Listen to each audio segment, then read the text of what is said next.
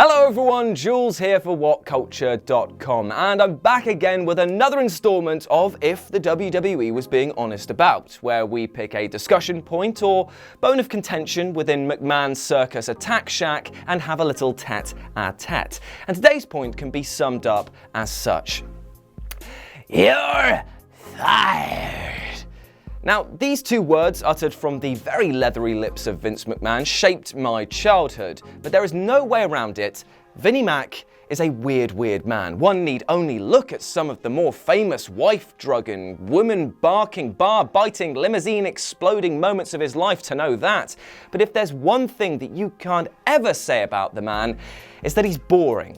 For better or worse, McMahon and his brood have been at the front and center of several major storylines in wrestling, and he's so entwined with the business that it's almost impossible to separate the two. Not a single decision goes through without first passing across his desk, and his resistance to let go of the wheel has been the point of contention time and time again. Now, in the past, so much has been written about when Vince should relinquish control and pass over the reins to Triple H or some other governing body. However, today we're going to put forward a case that right now is not just the best time for Vince to step down, but also that if he doesn't, that it might actually have a detrimental effect on his brand. Now, this isn't an attack. I just want to state this. This is me not just being neggy on a man who has shaped the sports entertainment landscape. This is just a reminder that it is better to leave a legend than see your own myth eroded by overexposure.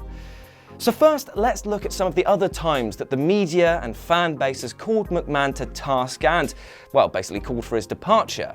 Many were infuriated when McMahon relentlessly pushed John Cena to a suffocating degree, citing Vince's refusal to turn him heel as evidence of a decaying imagination.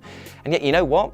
Imagination wasn't needed at that point. The WWE was making money hand over fist with Cena as the frontrunner. Some lambasted Vince for relying on part-time stars from yesteryear to draw stadium-sized crowds to WrestleMania. CM Punk should have headlined WrestleMania 29 is a very common phrase that you still hear today in some circles.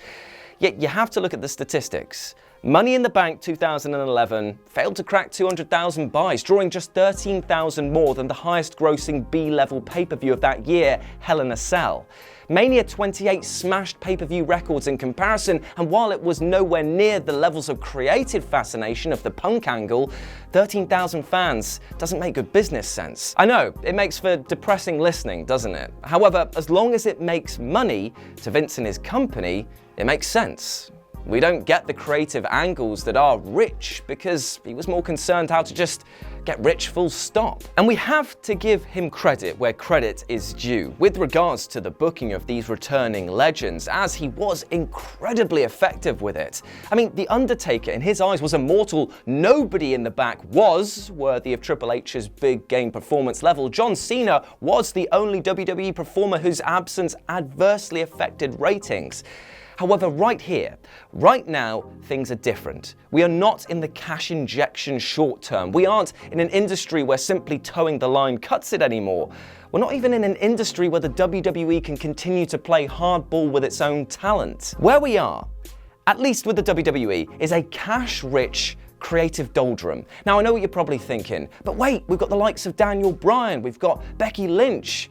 But let me remind you of something, that neither of these draws came from the pen of Vince McMahon. These two in particular only came about as a result of Vince cocking them up so badly in the first place. When Daniel Bryan returned, he had the heat of a supernova behind him. He was the babyface. He was the underdog return story. And you know what they did with him? They stuck him in a storyline with Big Cass that iced him hard. It was only when he was allowed to start being able to vent his frustrations that heel Daniel Bryan has become one of the best things about the show at the moment. Becky is another good example of this because her blood-stained image just cut through all of the bullcrap that was surrounding the division at the time.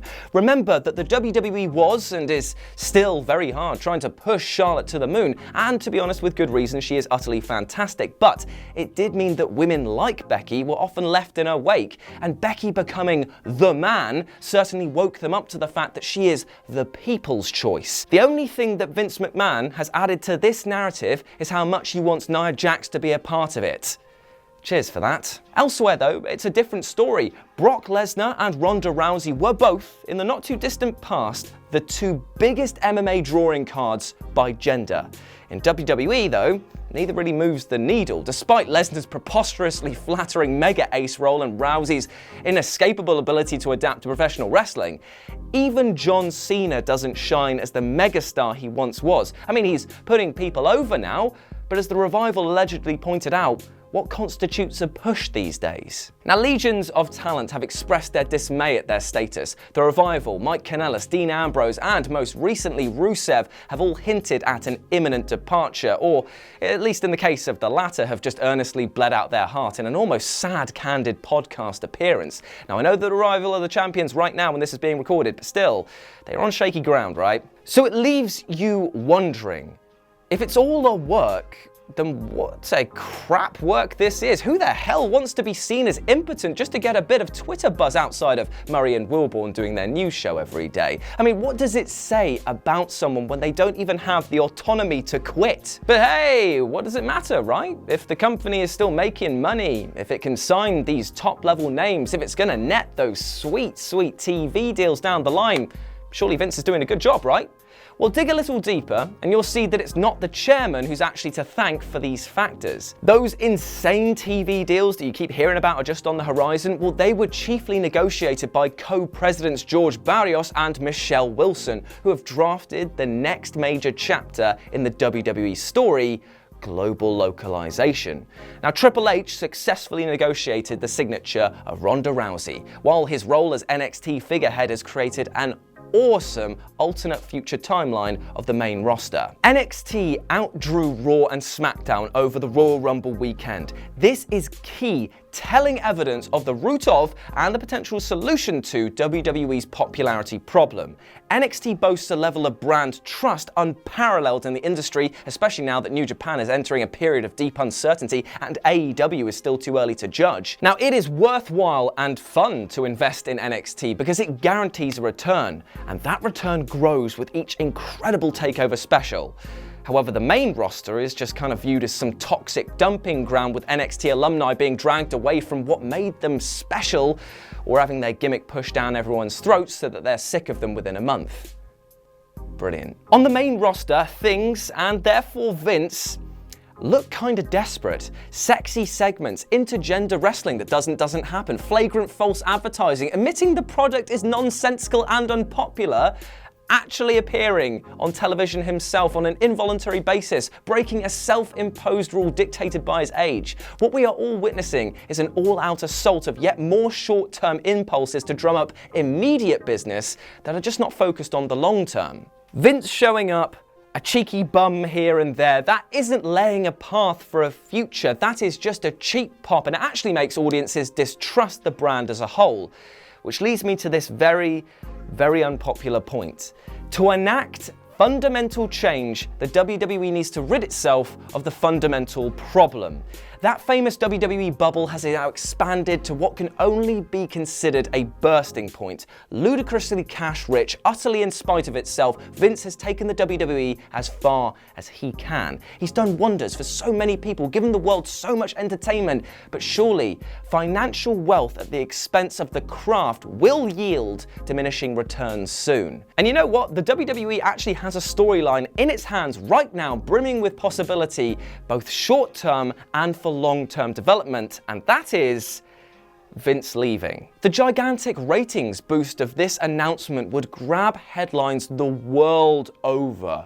And if Triple H is posited as the successor, he would be able to move the company in ways that his father-in-law simply can't comprehend. Think of it this way. If Ricochet had turned up in WWE in 2006, Trips wouldn't have shaken his hand. He'd have cut him down to size on television. Not that you were that big to begin with, and then he'd turn and wink to the camera or something. Things have changed since then. Or to put it better, Triple H is capable of change, and maybe Vince isn't. Right now, NXT is Triple H's endeavor to address the most committed audience. It is his payback to those 13,000 that we were talking about earlier, and is about as far removed from "I don't give a damn what you people want" as it gets. And the best part is that this audience base is growing, and they're spending money. It's this future-proofing that NXT provides that will become the new face of the WWE, but only if it's allowed to take its rightful place. Now, I'm not saying that it will be devoid of faults, and I'm not saying that Vince needs to be expunged from the records, but if the WWE were being honest, they'd realize what a good thing they have here, and now it might be a good time to invest rather than continually try to harvest. And however entrenched it may be, it might be the right time for Vince to take a step away. And there we go, those are our thoughts on Vince McMahon and his position within the WWE as it stands. Let me know what you thought about it down in the comments section below. But before you go, maybe you'd like to know something else that we do here on the Wrestling Channel, and that is the most insane things happening in wrestling each week that I host every single Friday. I hope to see you there around 4 p.m. Let me know down in the comments section below, because remember, this is a discourse. There are no right or wrong answers. I care about your voice and have your opinions heard and shared throughout the WWE WhatCulture universe. Is that what we're calling it now? I don't know anymore. Anyway, as always, I've been Jules. You can follow me at RetroJ with a 0 over on Twitter, and I'll speak to you soon. Bye!